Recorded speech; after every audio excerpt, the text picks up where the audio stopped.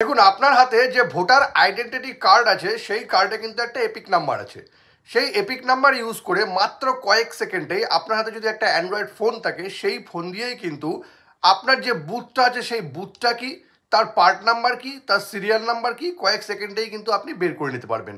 তো সেটা আপনি করবেন কি করে, যাতে গেলে ভিডিওটা শেষ পর্যন্ত দেখুন আর প্রসেসটাও একদম সেভ করে নিন। এই জন্য যেটা আপনাকে করতে হবে, আপনার গুগল ক্রোমটা খুলতে হবে। খুলে নেওয়ার পর এখানে সার্চ করুন ইলেকটোরাল রোল, এই যে আছে এখানে সার্চ করুন। সার্চ করার পর প্রথম যে ওয়েবসাইটটা আসবে, এই যে ওয়েবসাইটটা আসবে এখানে ক্লিক করুন। এবার এখানে ক্লিক করে নেওয়ার পর এখানে আপনাকে ল্যাঙ্গুয়েজ সিলেক্ট করতে হবে। দেখুন অনেকগুলো ল্যাঙ্গুয়েজ আছে, এখানে বেঙ্গলি সিলেক্ট করে নেবেন।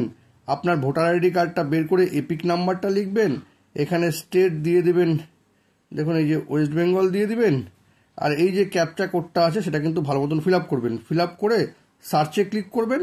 সার্চে ক্লিক করার সঙ্গে সঙ্গেই কিন্তু আপনার ভোটার আইডি কার্ডের পুরো ডিটেলস, আপনার নাম ঠিকানা থেকে শুরু করে সব ডিটেলস, বুথের নাম, তার সিরিয়াল নাম্বার, পার্ট নাম্বার, সমস্ত ডিটেলস কিন্তু এটা আপনি বের করে নিতে পারবেন। আপনার কিন্তু ফর্ম ফিল আপ করতেও, এসআইআর এর যে ফর্ম ফিল আপ আছে সেটা করতেও কিন্তু অনেক সুবিধা হয়ে যাবে। এই ইনফরমেশনটি যদি কখনো আপনার কাজে লেগে থাকে তবে কিন্তু এটাকে অবশ্যই শেয়ার করবেন। আর এরকম নতুন নতুন ইনফরমেটিভ ভিডিও পেতে প্লিজ সাবস্ক্রাইব আমার চ্যানেল সাবজেক্ট সম্রাটকে। Thank you.